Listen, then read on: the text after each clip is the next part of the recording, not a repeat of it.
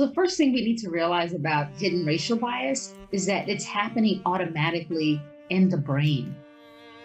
It is automatic, unconscious, and often contrary to what you would say our stated values are. So my stated value might be that I value each person, or that I want every mother's child to have safety, food, a chance to grow, sense of themselves as being blessed and powerful, and a contribution to society, right? I say that, and I do mean that. And on an unconscious level, there may be things that I do based on how I've been conditioned by our society, based on my education, my exposure to mass media, that lead me to perceive some people, and in the United States context, we're talking about darker skinned people, as somehow less than, maybe less intelligent, or more likely to commit a crime, or less likely to be well-spoken, or there are these automatic associations that our brains make because we're digesting, they say, 11 million pieces of data each moment. The brain has to automate. But because of our exposure and our conditioning in a white-dominated society, it's automating to reinforce white domination and to marginalize people of color. So what we do in our programming is introduce people to 5 steps that they can take.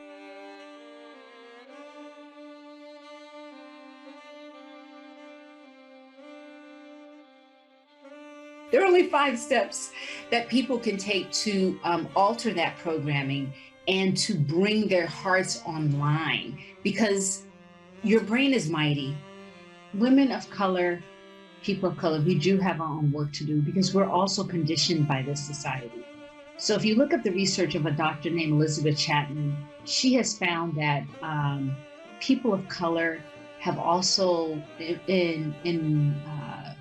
internalized racial biases against themselves and other people of color to a lesser extent than people of European descent, but it still shows up in her research. So we have work to do. And that work is actually ongoing. Just like when you want to be healthy, you can't just eat one meal and then for the rest of your life you're going to be healthy.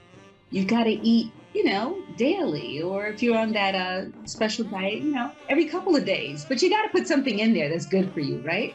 So in Racial Justice from the Heart, we say the first step is to become aware that you've got this automatic conditioning.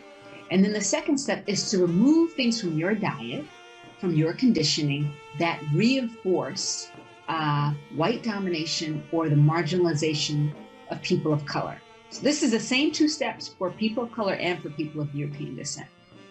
And once you've done some of that removal work, then you create space on your walls, in your mind, to add in.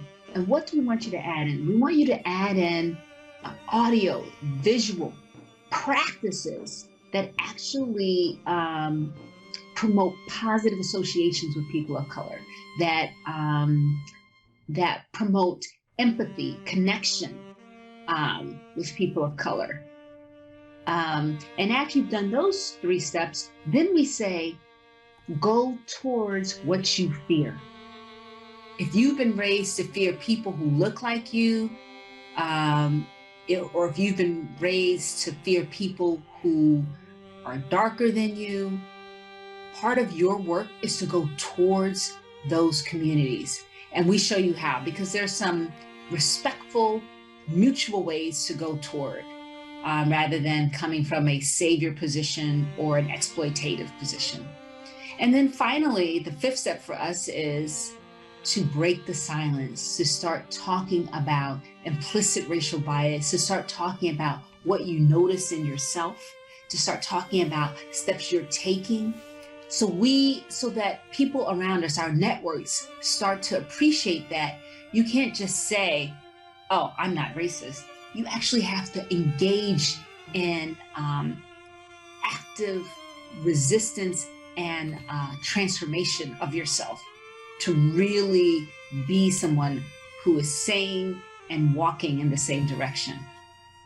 So the first practice that we teach and we suggest, and we have it available for folks without charge, is holding space for transformation.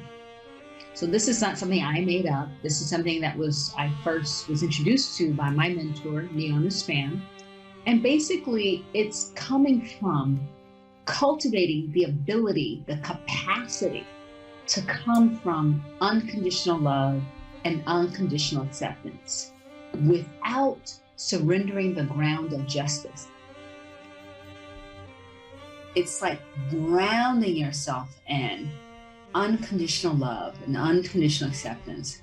Don't worry about having to relinquish justice.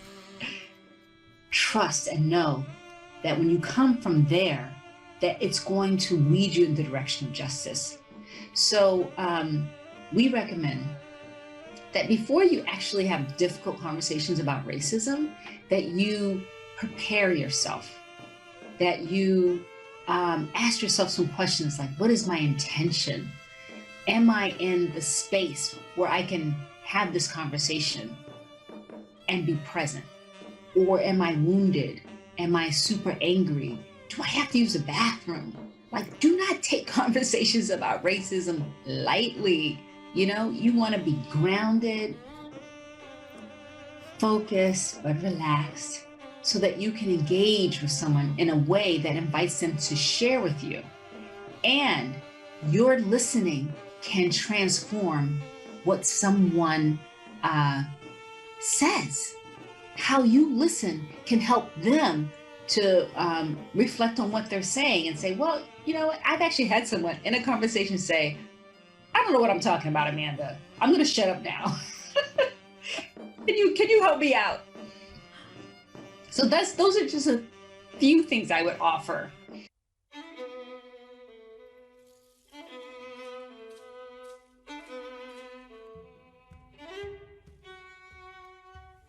Usually we're trained, if we're academia, we're trained to look for the holes in the argument. And if we're trained as just human beings, we're trained to look for where they're right, where they're wrong, and where I'm right. You know what I mean? Our minds are so active. And what I'm saying is that when you've done the work on implicit racial bias, then you're ready to start having conversation. When you've done the work on your implicit racial bias, then you have the humility and the grounding to have these conversations about race and racism in a different way. Anybody can have a debate, have a winner, have a loser, be a ping pong match. I'm just not interested. I'm 54 years old. My son wrote me that email. I am not interested in, quote, winning.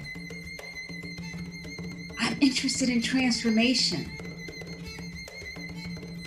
And to do that, we have got to go from here to here, where this leads and this follows. And that is unusual. That takes some practice, some guidance, some support, because it is almost nowhere, no institutions in our lives are going to reinforce that kind of approach.